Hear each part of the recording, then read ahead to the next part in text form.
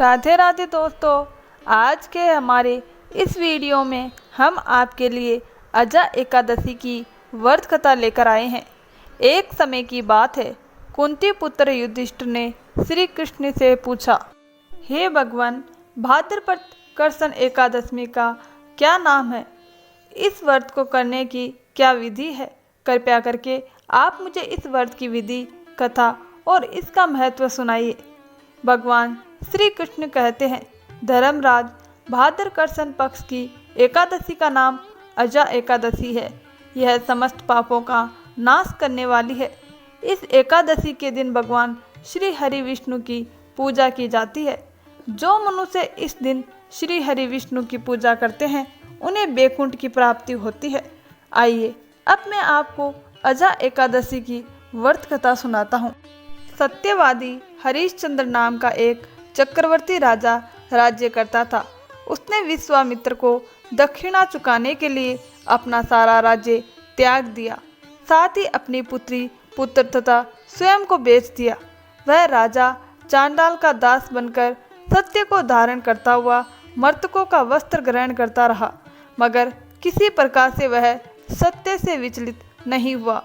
कई बार राजा चिंता के समुद्र में डूबकर विचलित होकर विचार करता था कि मैं कहाँ जाऊँ, क्या करूँ जिससे मेरा उद्धार हो।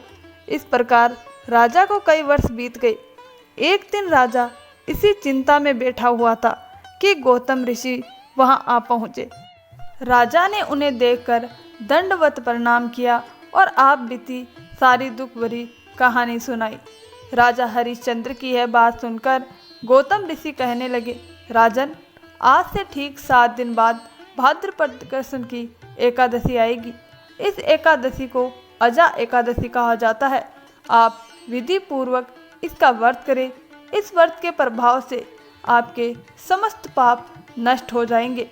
इस प्रकार राजा ने कहकर गौतम ऋषि उसी अंतर्ध्यान हो गए।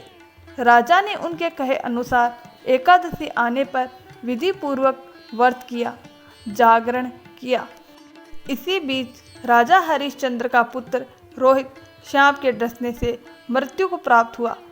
सव्य रानी द्वारा राजकुमार को शमशान में लाए जाने पर राजा हरिश्चंद्र ने रानी श्यावा से शमशान का कर मांगा, मगर असहाय सव्य रानी के पास देने के लिए कुछ भी नहीं था।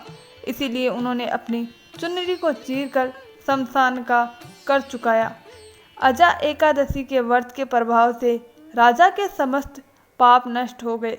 भगवान श्री हरि विष्णु ने साक्षात प्रकट होकर राजा हरिश्चंद्र की प्रशंसा करी और स्वर्ग से बाजे बजने लगे, पुष्पों की वर्षा होने लगी। भगवान की कृपा से राजा का पुत्र जीवित हो गया और एकादशी के व्रत के प्रभाव से राजा को उनका राज्य भी मिल गया। फिर वह तीनों दीर्घ काल तक राज्य सुख भोग कर अंत में ईश्वर को प्राप्त हुए। हे धर्मराज, यह सब अजा एकादशी के व्रत के प्रभाव से हुआ था। जो मनुष्य पूरे मन से विधि पूर्वक इस व्रत को करते हुए रात्रि जागरण करते हैं, उनके समस्त पाप नष्ट हो जाते हैं। वे सुख समृद्धि से अपना जीवन व्यतीत कर अंत में स्वर्ग लोक को प्राप्त होते हैं।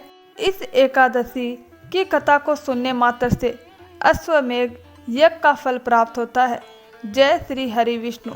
दोस्तों, ये कथा अगर आपको पसंद आई हो तो वीडियो को लाइक, शेयर और चैनल को सब्सक्राइब जरूर कर ले, ताकि आपके घर में सुख समृद्धि सौभाग्य बना रहे।